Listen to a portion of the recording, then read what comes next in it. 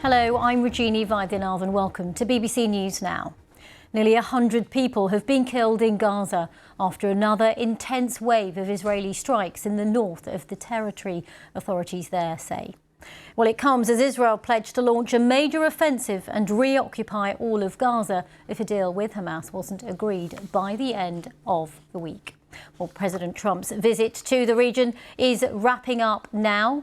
Local reports say Israel's military launched a large-scale ground, air and sea assault early on Friday on the town of Beit Lahia in the far northwestern corner of the territory.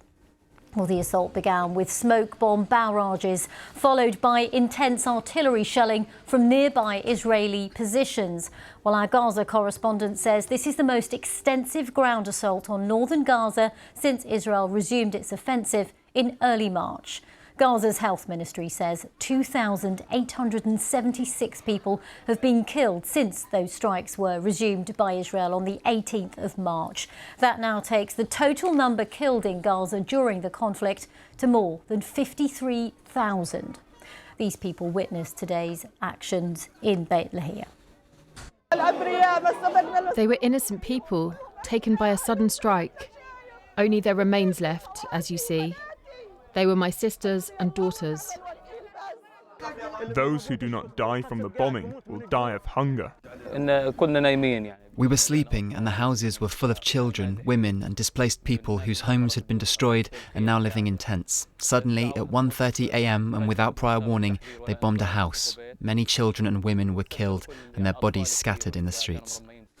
If you on the ground from Beit Lahia, well, these strikes come as indirect talks on a ceasefire and hostage release deal are continuing between Israel and Hamas in Qatar, with Israel having stopped deliveries of aid and other supplies to Gaza since March. Let's have a listen to President Trump talking about the situation there a short while ago on his trip to the region. We're looking at Gaza and we got to get that taken care of. A lot of people are starving. A lot of people there's a lot of bad things going on. Okay. President Trump there. Well, let's speak now to Franz Luez, the emergency coordinator for Doctors Without Borders, who's in Al-Mawasi in Gaza. Welcome to BBC News. We, of course, appreciate you taking the time to talk to us. Just tell us about the situation as you see it where you are. Good afternoon. It's now the third time I'm here in Gaza, and although the situation here has been catastrophic over the past 19 months. The situation since the resumption of the war has just getting worse by the day. People being forcibly displaced. We talk about more than 400,000 people being displaced. Continued repeated evacuation orders with the population nowhere to go. Civilian structures being hit, hospitals included. Certain hospitals and health centers been taken out of service. So situation for Palestinians and those trying to help in Gaza has become hell. You describe it quite starkly there, don't you, Franz? And of course all of this as that aid blockade by Israel continues on, which means that fresh supplies can't come in to the people who need them most. What do you make of all of that? And if you don't get supplies, how bad is it going to get in a situation that's already dire? One need to envision it's now then the 9th week we are in without supplies getting into the Gaza Strip. Food is running low. Our colleagues and families and patients telling us that they have hardly food left for one meal a day. Our medical supplies are running low. The fuel is getting dangerous low. Fuel needed for the ambulances, fuel needed for the generators of the hospitals, to run the intensive care units, to run the incubators of the newborns.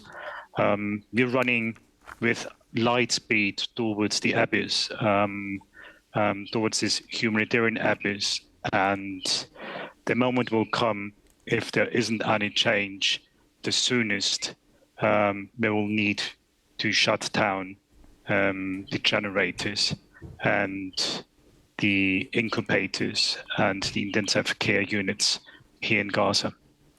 How worried are the people that you're working with and that you talk to about this new offensive that Israel has now promised, and it looks like it's now begun?